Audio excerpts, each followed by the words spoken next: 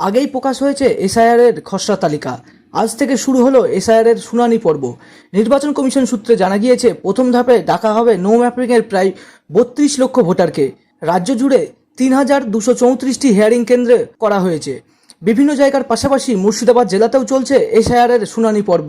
বহরমপুর বিধানসভা কেন্দ্রের ভোটারদের জন্য বহরমপুর ব্লক অফিসে চলছে এসআইআর এর শুনানি পর্ব ও তথ্য যাচাই। এদিন সকাল থেকেই ব্লক অফিসে ভিড় জমান ভোটাররা। কি জানাচ্ছেন ডাক পাওয়া সেই সব ভোটাররা?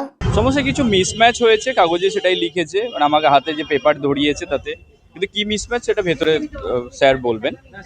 তো দেখা যাক। না না, একদমই নয়, এটা তো একটা স্বচ্ছ জিনিস। আর আমার নিজস্ব কিছু ডিটেলস এটা গভর্নমেন্টের কাছে থাকবে, এটা তো ভালো।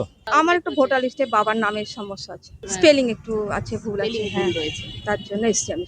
আমার এবং আমার মায়ের 2002-এর যে ভোটার লিস্টে তাতে নামটা নেই আর কি। সেই মুহূর্তে আমরা বাসস্থান বদল করায় ওটা আর তোলা হয়নি, বা যারা সেই সময় দায়িত্ব ছিল সেটা তোলেনি, কিন্তু আমরা পাশেই ছিলাম।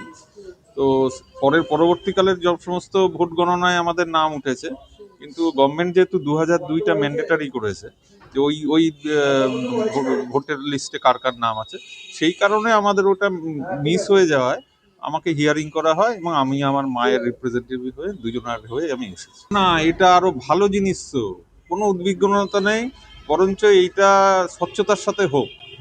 এটা আর একটা বড় কর্মকাণ্ড, এটা হলে দেশ এবং পশ্চিমবঙ্গের ভালো হয়। শুনানিতে আসা ভোটারদের হাতে রয়েছে বিভিন্ন নথি। এখন দেখার এসআইআর এর ফাইনাল ভোটার তালিকায় কাদের নাম থাকে।